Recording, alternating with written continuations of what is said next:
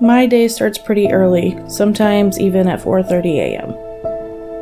I try to take a few minutes to breathe and gather my thoughts for the day. Every day is a little different, depending on what's going on at the house and with the guys. As I'm driving there, I think about what we have going on for the day, who has a doctor's appointment, who was struggling yesterday and might need a little extra love or attention, who is working on a goal and is making great progress. If I'm on the morning shift, I'm getting the guys up and ready for their day.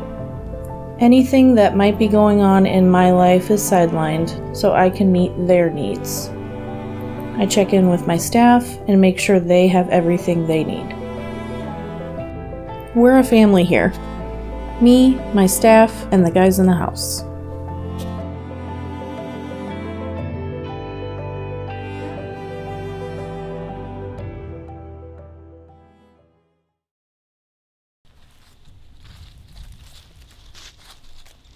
Any more dandelions?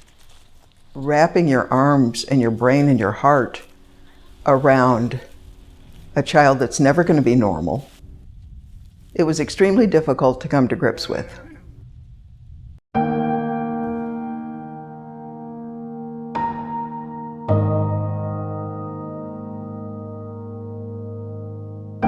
Dan was born in 1984, normal birth. It wasn't until he was 2 months old that I noticed he would make what I called a specific posture in his crib. And I talked to the pediatrician that we had and took him in and described what I saw, and he recommended a pediatric neurologist. Dan began having seizures early in life at a couple months of age. I recall we did evaluate with brain scans and EEG tests to look for certain metabolic problems. We came up with some diagnostic possibilities over time, but nothing that really helped him to get treated in a better way. We were not sure what the future would hold for Danny. Dr. Heidemann had mentioned he wasn't certain as to what the future would hold. He could be fully functioning, he'd be a normal of intelligence, or developmentally delayed. And that's where he stands now. He's developmentally delayed. So it took Dan up, variety of tests, EEGs, scans, blood work, and determined that Dan had a seizure disorder. There were so many different medicines, so many different side effects, and there's times where the medicine just doesn't agree with him, and he's angry, and he's biting himself and injuring himself because he doesn't know how to cope with the feelings. That's probably one of the hardest things, is watching him go through all these crazy side effects. When Danny is seizing, he'll refer to it as a storm in his brain. It impacted a lot of his relationships because he couldn't play with the neighborhood kids, and the neighborhood kids sometimes weren't real nice. I asked Dr. Heidemann one time something about Dan not knowing if he's normal, and he said at some point Dan will know that he's different. And sure enough, one day Dan came home crying, "Kids won't let me play with them." At that time, I stuck up for him for sure, and didn't let anybody, mess with him or talk badly about him. The last thing I wanted was for me to be 90 years old and have Dan living at home and a sudden transition. So I knew that I wanted Dan in a group home. When I first met Dan, he wasn't quite as cheerful, I guess, as he is today. He had his same likes and dislikes. He still loved Jeff Gordon. He still loved Mannheim Steamroller. He has all those same quirks and interests and all that, but he was just kind of there. We began to, as a team, really look at his medications. A lot of the medications would sedate Dan such, and the catch-22 was the sleepier Dan gets, the more seizures he has.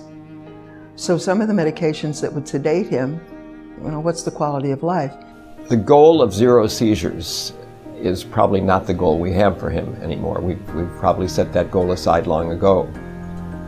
That might be the goal for most people in this room if they started to have seizures. 0 seizures would be the goal. So not only did the medications kind of bring his seizures to a lower level and really suppress them, but they also were suppressing his personality. We both agreed, let's go for quality.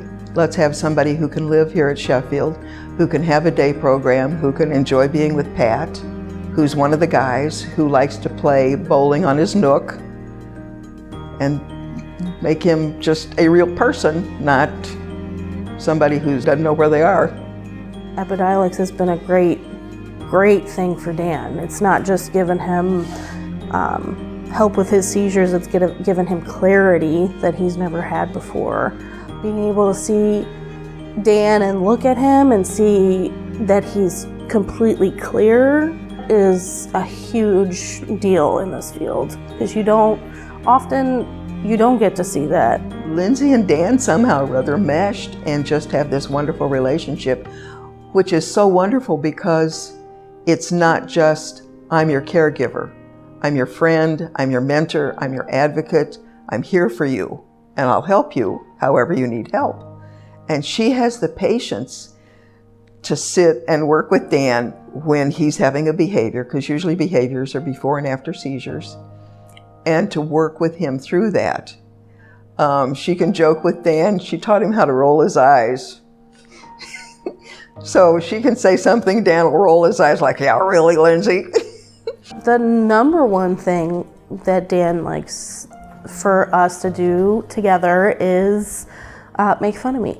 So that's the thing I enjoy the most, because it just reminds me of his clarity and his personality that we get to see every day now. Because of OE, Dan's quality of life has improved drastically.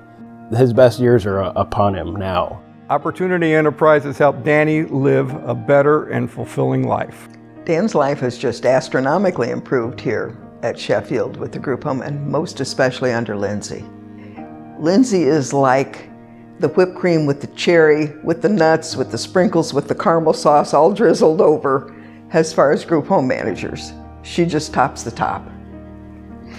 So Dan has just blossomed, and so Dan, through OE and through Sheffield and Lindsey, perfect. I will do whatever it takes and support him in any way I can, because these ladies and gentlemen are my family. And that's why I want, more than anything, for people to understand. This field is challenging and downright exhausting, but it's nothing on what these guys go through. I never expected when I started all those years ago that I would get to the point I am now, but here we are.